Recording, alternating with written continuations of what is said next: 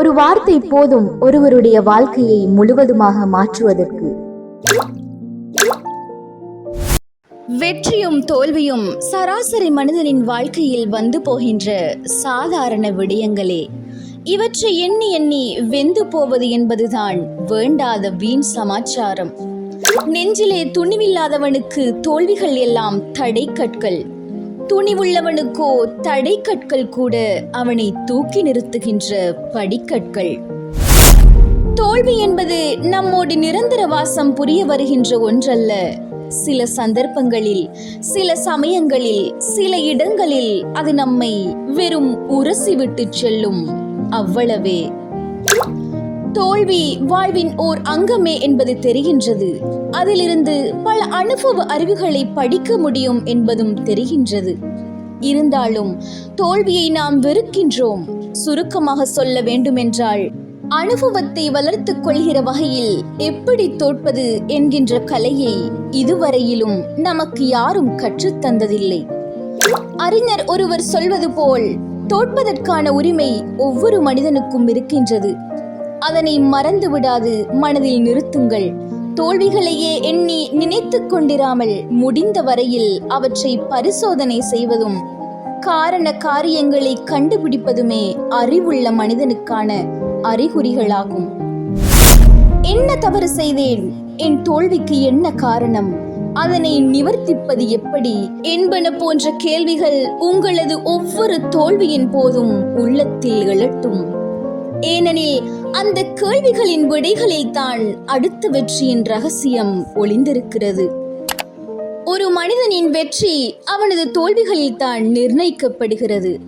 ஏனெனில் அவன் கீழே விழுகின்ற ஒவ்வொரு முறையும் வேகமாய் முன்னேறுகிறான் என்று அழுத்தம் திருத்தமாய் சொன்னார் ரால்ஃப் வால்டோ எமர்சன். வாழ்வில் வெற்றி பெறுவது மட்டும் நமது வேலையல்ல, தொடர்ந்து வரும் தோல்விகளையும் உற்சாகம் குன்றாமல் ஏற்றுக்கொள்வதும் நமது வேலைதான். இத்தகைய செழுமையான சிந்தனைகள் உங்களுக்குள் உற்பத்தியாக தொடங்கிவிட்டால், வெற்றியால் வெறிகொள்வதும் தோல்வியால் துவழுவதுமான சிறுபிள்ளைத்தனங்கள் உங்களிடமிருந்து விடை பெற்றுக் கொள்ளும்.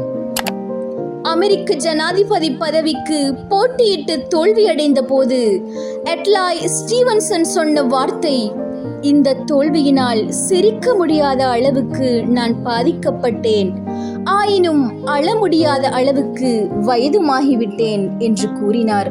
கண்களால் காண்பவனுக்கு வாழ்க்கை ஒரு சோக நாடகம், அறிவின் துணை கொண்டு சிந்திப்பவனுக்கு அது ஓர் இனிய நாடகம் என்று நான் படித்ததுண்டு. நாம் நமது வாழ்க்கையை அறிவின் துணை கொண்டு அணுகுவோம், அனுபவத்தின் வழியாக அதை நாடுவோம். தோல்வி படிகளை வெற்றி படிகளாக மாற்றுவோம். தோல்வி என்பது முடிவல்ல, அது ஒரு பாடம். கஷ்டமோ நஷ்டமோ உடையும் தருணத்திலும் உறுதியாக இருக்க வேண்டும். வாழ்க்கையின் உண்மையான நண்பர்கள் நிதானம், பொறுமை, தன்னம்பிக்கை. தோல்வி என்பது உன்னை உறங்க வைக்க பாடும் தாலாட்டுகள்ல, நீ நிமிர்ந்து நிற்க பாடும் தேசிய கீதம்.